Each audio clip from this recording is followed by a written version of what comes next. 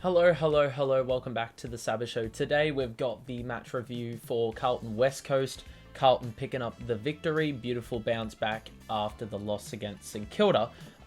We won this one by 10 goals. Obviously a tale of two halves. In case you missed it, two halves. First half, obviously not in any order. But the first and fourth quarters, we outscored them 82-0. And the other two quarters we were outscored 53-36. I think that says a lot about, our standard and the difference between our best and our worst. Look, we look at probably the best two players on the ground, Harry McKay and Charlie Curnow. Both of these players had pretty poor performances last week. Obviously, they hit the scoreboard quite a bit. Only combined for 3 goals though, and that is not going to win you too many games if your key forwards aren't combining. And while this game it couldn't be any more the contrary.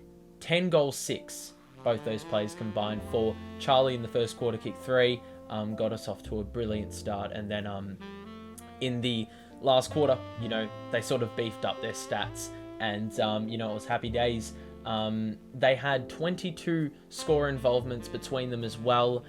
Great to see. They had 15 marks between them as well, so they couldn't be contained aerially. They also won a number of free kicks, and that was the result of them being extremely dangerous and threatening to West Coast. I was really surprised. I thought West Coast were going to play a better game, throw a little more at us. Obviously, they were threatening in the middle 2 quarters. It got a little bit worrying. And then, we put the foot on the gas and, it was obviously curtains. But, I did expect a little bit more from them. I didn't expect them to be this bad in half a game. I mean, how do you score nothing in 2 quarters of football? That is absolutely mind-boggling to me. What's even more amazing is that Carlton backed up a quarter where they didn't concede anything to conceding 45 and a quarter to the 17th ranked side in the league. Don't ask me how that's happened, but they were absolutely astronomical. I look at the first quarter, I see effort all over the ground, I see intercept marks, I see rundown tackles, I see West Coast absolutely worried for their life, trying to make shit happen when it's just completely not on offer, and thus they turn the ball over. They weren't able to clear it out of their back 50, probably 60 metres. And it was just repeat entry after repeat entry after repeat entry. We won the inside 50 count in the first quarter 24-2. So that is an absolute demolition job. Absolutely mind-boggling how we didn't lead by more than 34 points at the first change. 9 scoring shots from 24 isn't the greatest of returns. But yeah, it is what it is. We look at other players. I mean, disposal-wise, Doherty was just his normal gun self. He was putting his body on the line. He was, basically winning every 50-50 that came towards him. Release handballs, being involved in, handball chains, taking intercept marks. You know the deal. He just does what he needs to do every single week. Reliable, without failure. It's great to see. Chera had a really good game this week. He was probably the pick of the bunch in terms of midfielders. He had 27 touches and 7 marks. You love to see that. He had, he brought the intensity really early. Matty Kennedy as well had a really good all-round game. Had 7 tackles, 27 touches. And then Georgie Hewitt had a pretty good all-round game as well. He started the game incredibly well and then sort of, fizzled out of the contest. Walsh and Cripps, they were incredibly quiet. Last quarter, kicked a goal each. Really beefed up their stat lines because they were god-awful quiet in the first 3 quarters. But, they did what they had to do when it actually mattered. I do think we did leave a little bit to be desired. Obviously, that second quarter is an absolute letdown. We were outscored in that quarter. We conceded 7 goals. The defense was just, it wasn't there. It was non-existent. The effort wasn't there. It really makes me wonder how we leave so much out there after having a really good first quarter.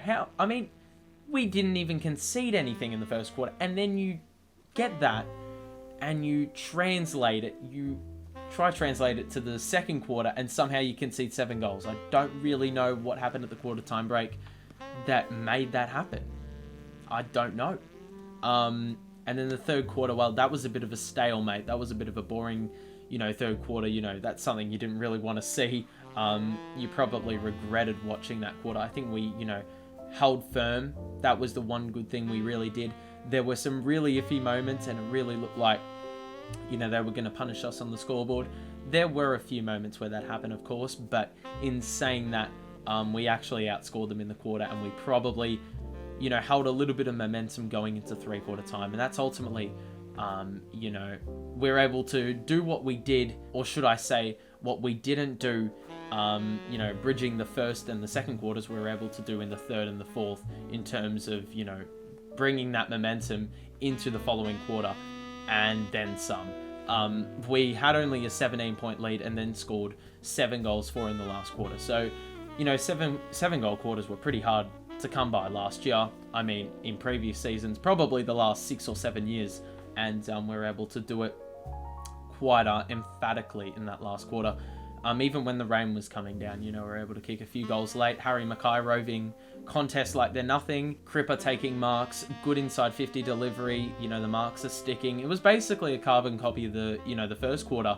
However, the difference was the life was being sucked out of the game in the last quarter in comparison to the first, where, obviously there was a bit more to play for. So, it's a big win. It's a great win. I can't help but think we should have won by more, but in saying that, that would be a bit rich coming from a guy who, is supporting a team that's won by 10 goals.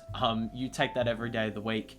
But yeah, I mean, obviously a little bit of work to do. You cannot continue to play 2-quarter games in consecutive weeks. You're going to get punished. We've seen it in previous weeks, and the results have spoken. So, there's a big game upcoming next week. It is Geelong. Geelong are an incredibly good side. They are first for a reason. They have won a number of games in a row. I can't recall the time they lost. Probably Fremantle. I reckon that's probably the closest game. I'm not 100% sure, but they are scorching, and we've got to be ready for it. Because, as I said, we cannot afford to do what we do every single week, not play 4 quarters. It's very simple. We've got to, have good handball chains. We've got to hit targets. We've got to make correct decisions. We've got to, get an output from our key forwards and a variety of other things. But overall, it's got to be a team performance. That's what all those things combined create. So let's hope that happens. We're going to have our hands full with Hawkins and Cameron. Obviously, they're only one bit of all the problems that could arise as a result of playing a very well-rehearsed Geelong side. But I have faith. I think we're going to make the 8 anyways. Obviously, I can't make that call now because it is completely up for grabs still. But in saying that, I think we just need to get a win against one of these teams, Geelong, Melbourne, Brisbane. Not only would it go a mile in possibly making top 4, but it would also go a mile in how we are perceived by the rest of the competition. And, I think that'd go a long way in terms of how respected we are by the rest of the competition. We're going to be taken a little bit more seriously if we can beat out those sides. So there you have it. Hope you enjoyed this one. Drop a like. Share your thoughts in the comments. Hope you enjoyed the win. Have a great rest of your day, and I'll see you in the next one. Peace out.